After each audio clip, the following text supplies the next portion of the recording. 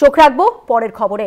চা বাগান নিয়ে উত্তপ্ত বিধানসভার অধিবেশন। বাগানের জমি ব্যবহার নিয়ে বিজেপির মুলতবি প্রস্তাব। স্পিকার আলোচনার দাবি খারিজ করলে ওয়াকআউট বিজেপির।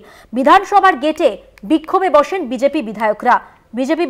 বিধানসভার গেটে বিক্ষোভে বসেছেন এবং যেটা জানা যাচ্ছে যে বিধানসভার অধিবেশনে বাগানের জমি ব্যবহার নিয়ে বিজেপির মুলতবি প্রস্তাব। স্পিকার আলোচনার দাবি খারিজ করলে তারা ওয়াকআউট করেন। তারা বিক্ষোভ দেখাচ্ছেন, সেই ছবি আপনারা দেখছেন।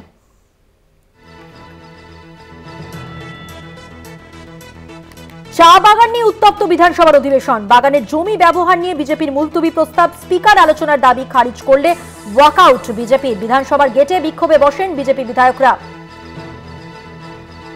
আরো বিস্তারিত জানাচ্ছেন, আমাদের সঙ্গে টেলিফোন লাইনে রয়েছেন আমাদের প্রতিনিধি দেবাশিস সেনগুপ্ত। দেবাশিস দা,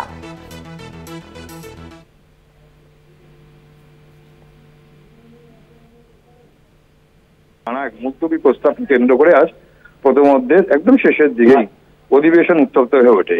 কালচিনির বিজেপি বিধায়ক বিশাল লামা নানা এই সংক্রান্ত মুলতবি প্রস্তাবের উপর আলোচনার দাবি জানালে অধ্যক্ষ বিমান বন্দ্যোপাধ্যায় তা খারিজ করে দিলে বিজেপি সদস্যরা বিক্ষোভ দেখাতে শুরু করেন এবং সদন ছেড়ে তারা বেরিয়ে যান এবং তারা স্লোগান দিতে দিতে তারপর বাইরে বেরিয়ে তারা সেখান থেকে বিধানসভা অধিবেশন কক্ষে তারা ওয়াকআউট করেন এবং বাইরে গিয়ে তারা বিক্ষোভ দেখাতে থাকেন।